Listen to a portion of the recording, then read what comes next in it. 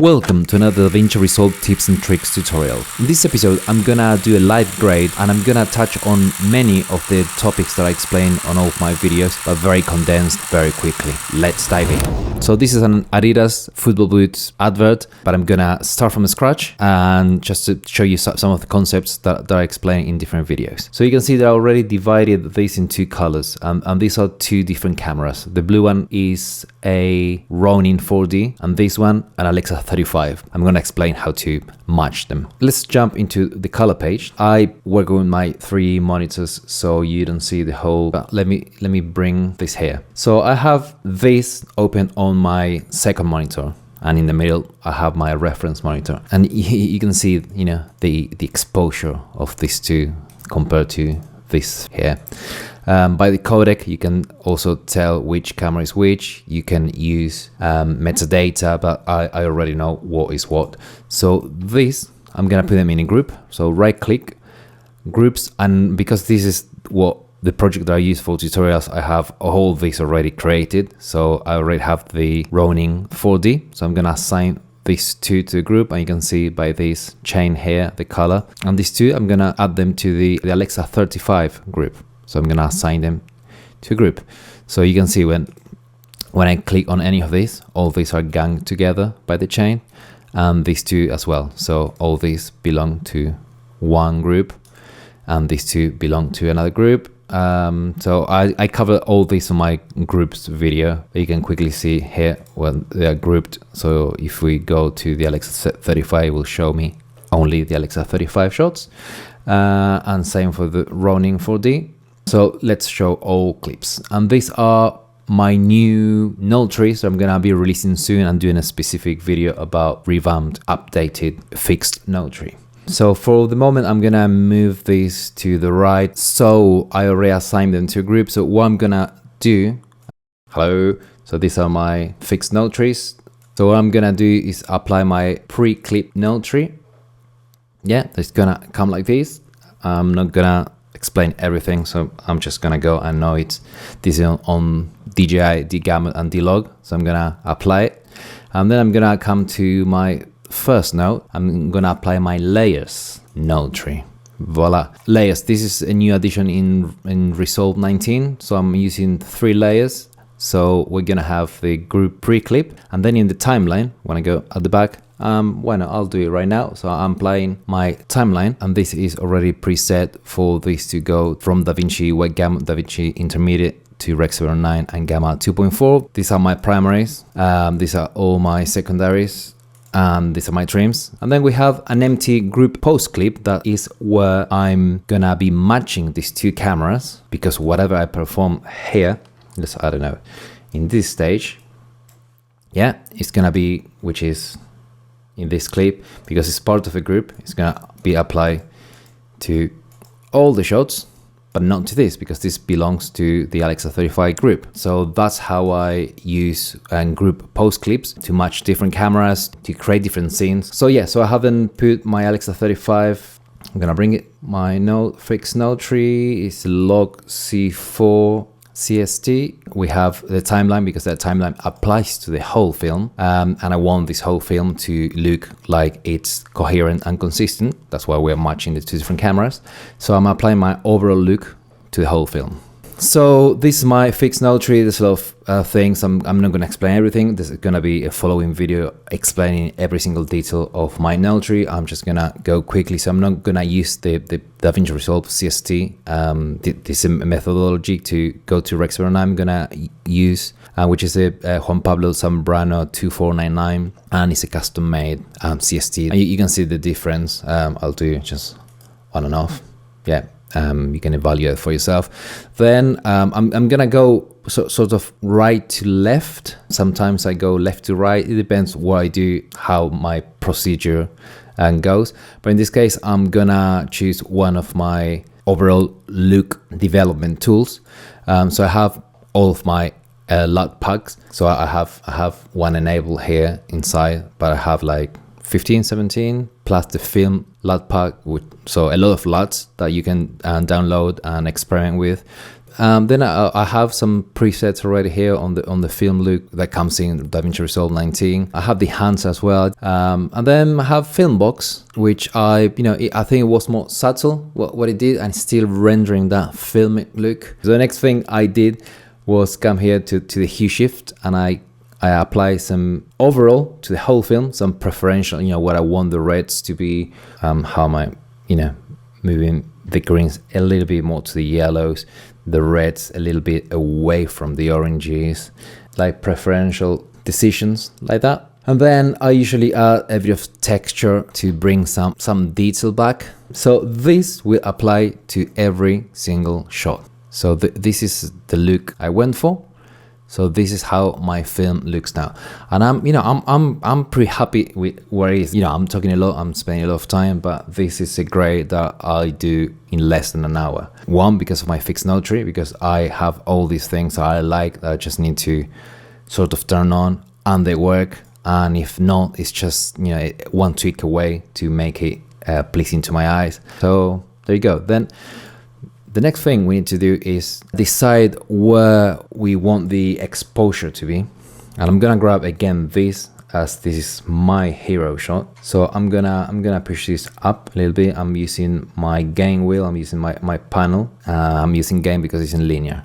I'm gonna before and after. I tend to like this image more, but it wasn't what the client wanted. And then if you feel, for a reason, I usually use the HDR, the highlights, just to go a little bit down. And then I press highlight, or you can do it in one of these buttons here, I guess.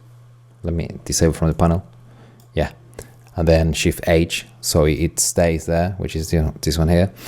And then I only want to, I want to affect the sky. So I'm gonna ride my pivot up, so it affects only the very, very highlights. And you can see how I'm just riding this just a little bit down. So between these two, I could come here. Let's say if you have 100 shots, and you come to color, ripple, no changes to current group. And why not? Because I only have 2 shots. I could have selected them and then do the selected. I have a whole video about ripple node, and that just changed there, as you could see. In this case, with 2 shots, probably if it's not ready in my stream deck, and if it's in a different page, I just copy paste this node, and that's it. But because it's a fixed notary, it works rippling, because you will copy and paste this number 1 into number 1, whether it's a selected clip or just like I did it by groups.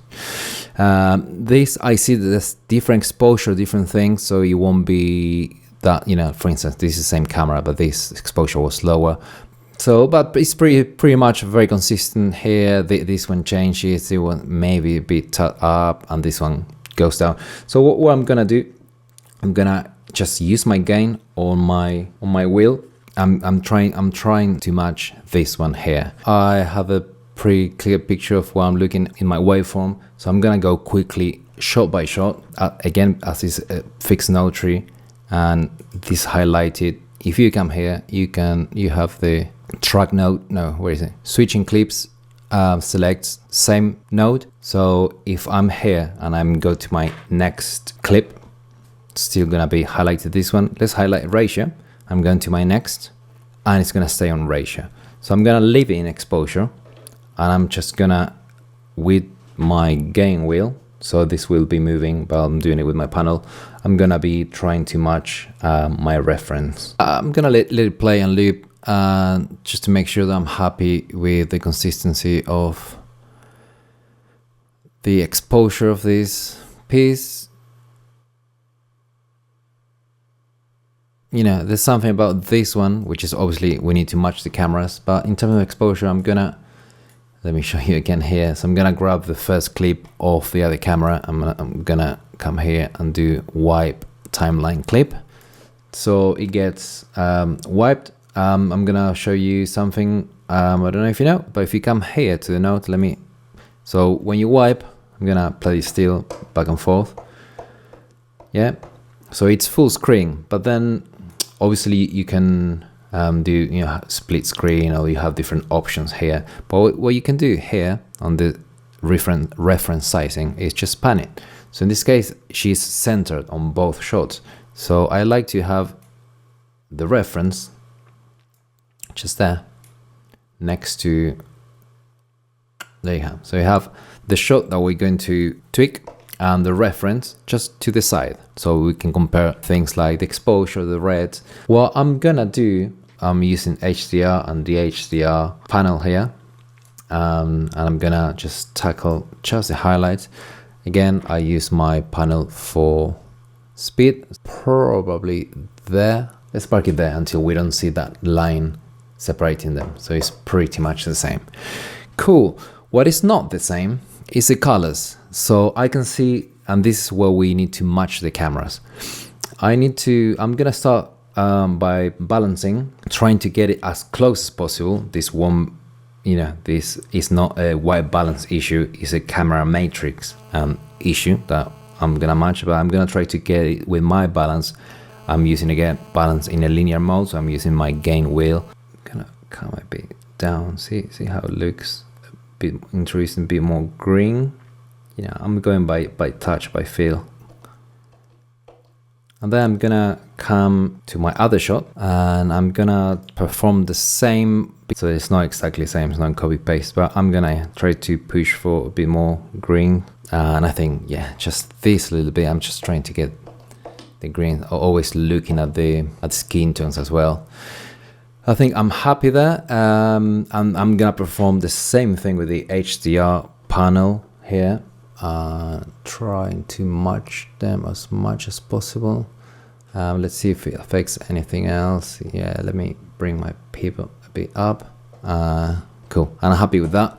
I'm matching those highlights so everything is sort of picking at the same level, and I'm happy with that. So now let's go to my sharp reference, and I'm gonna use this. I'm gonna use my group post clip is gonna be applied to the whole group. In this case, only 2 shots, so I could easily copy paste. But again, why not? You do it there and it's instantly applied to the next. If you have a scene with, 50 shots, you don't want to copy paste 50 times. So, and I'm gonna call this matrix. I call it matrix because I sometimes use the RGB mixer to match cameras. In this case, I'm gonna use something different because this sometimes gets too complicated, and I just see 2 colors I need to match. So maybe 3 things: reds, greens, and a bit of the skin tone. This is a bit more on the yellow side, and this ever so slightly, and this more on the red side. And I think, again, the client sort of prefer this tone, so it's fine. Let's try to replicate what with the client. So I'm gonna, with this, the hue wheel, I'm gonna change. There you go. That matches perfectly. No, kidding. So I'm gonna push just to be a little bit less orange. So to the right, more to the red. And so I cannot put this on the same screen, but I'm just gonna for you. So this is the first image, the one we're trying to match the reds, and this one is the one with the reds that we matched, and this is without.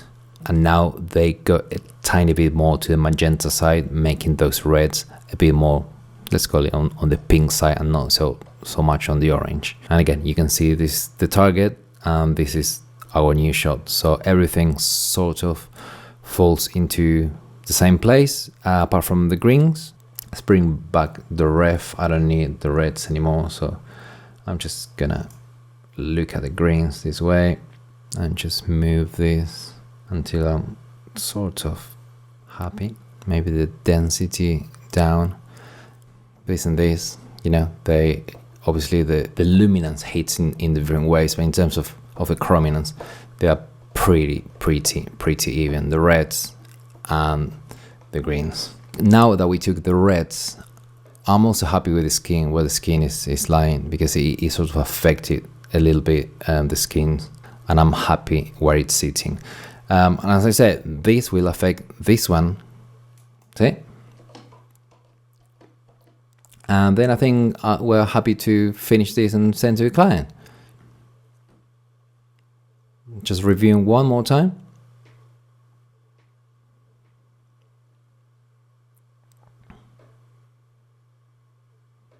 And one thing I could do in the secondaries, so sometimes what I do is, because you can see the green here represents this green, but this green, just because of the motion and how low the camera was on the ground, it's a bit darker. So I'll probably grab this bottom already preset window that I have, very soft, and I'm gonna lift it like that. What I'm gonna do, I'm gonna track it manually, something like this. Let me loop it so see how it looks. Yeah, you can't really tell what's going on, it's really subtle.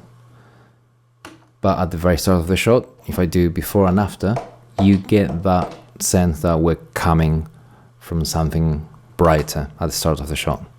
Yeah, so I'm happy now. It's just, you know, one of those little details, but you know, just makes me happier. And that's it. So to recap, we use groups to differentiate the two different cameras. So this one was shot on Alexa, so the curve is a log C4 and the DJI is a D-log. And then we have our primaries. So I did the first pass of exposure, and then just on these two are Alexa shots, I did a balance adjustment and a bit of the HDR to match the luminance of the skies, because they're pretty much completely blown out. The only secondaries that I did was just here to match this grass to the grass we're coming from, so it's less evident the change. And then the director and producer, they didn't say anything, they loved it, so there's no change. And we did this matching here on the post group clip, only on the Alexa group, so we only tweak these two, and I'm gonna do this is the after and this is the before, so you can see how we're changing the hue of the reds more towards the magenta and the greens, and to be a bit greener and more saturated. So yeah, this is it. I hope you enjoyed it, got something useful. I didn't do a huge lot. It's like, I think everything is very important to grade under look. I add a little bit of texture. I don't know if you can tell. I said before that sometimes, you know, for these internet ads, I want to do things more poppy, and you know, the texture bring more detail. Something maybe for a film you wouldn't do, or you would do more subtly. And yeah, hope you enjoy it, and stay tuned. There'll be more goodies coming your way. Bye.